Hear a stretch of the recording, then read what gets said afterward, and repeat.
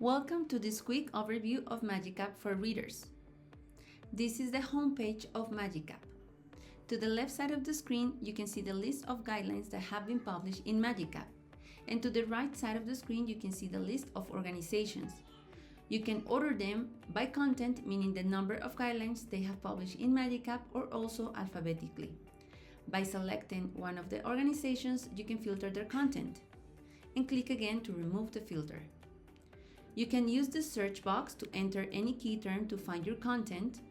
You can also use the language filter and this recommendation search feature.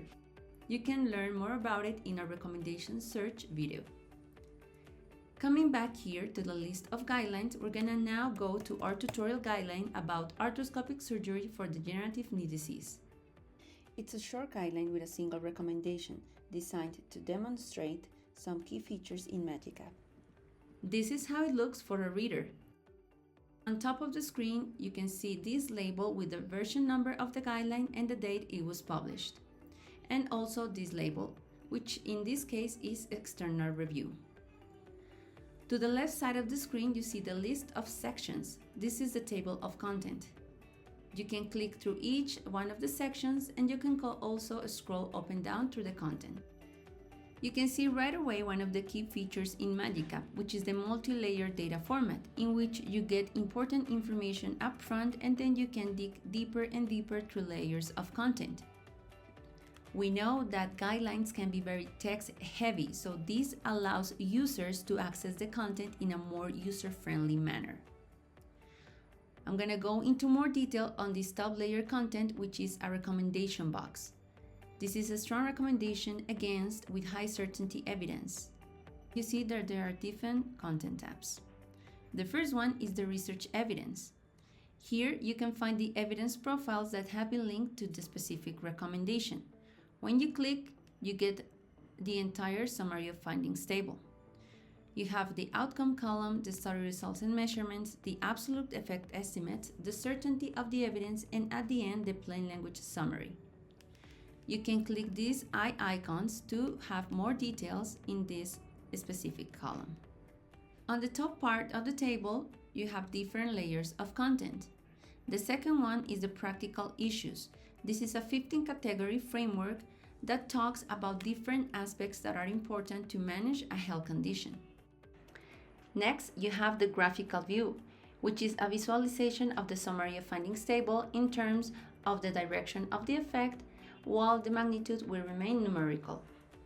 And last, you can find the summary tab, in which you can read more about the evidence that has been added to the evidence profile. The second tab is the evidence to decision.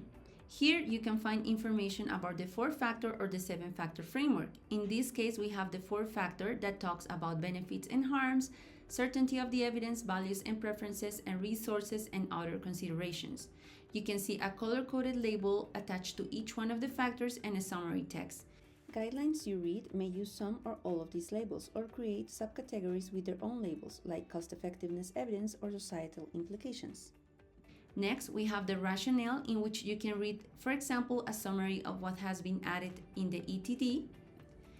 Then you can find the practical info tab, in which you can read information about dosing, tools, or anything that will help to make the recommendation more actionable. Next, you can find decision aids. These are automatically generated from the evidence profile that have been linked to the recommendation. You can click View Decision Aids and then you will click each one of the outcomes to get a visualization.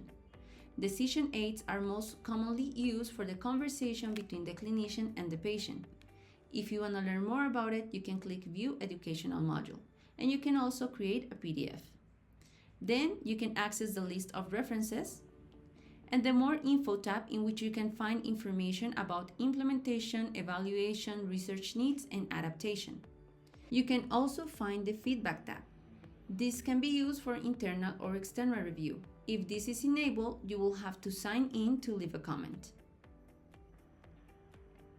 On the top part of the screen, you have other options. You can use these minimize sections to minimize or expand all sections at once. You can also use the subscribe button and enter your email, and you will get a notification every time there's a new version of the guideline available. You can create automatically a PDF of the guideline, and you can also use this exclamation icon to get or access general information about the guideline and access the version history and subscribe as well. You can access older versions of the guideline by clicking View, and then you will see a pop-up. You can click No, meaning that you want to be taken to the version that it's out of date. You will see this version with this red color-coded label that says that this is out of date, the number of version, and when it was published. And you can access the content. And here you can also access our knowledge base. Here we have more than 100 articles that will help you navigate to the different features in MAGICapp. You can also log in here if you already have an account. Visit our knowledge base to learn more.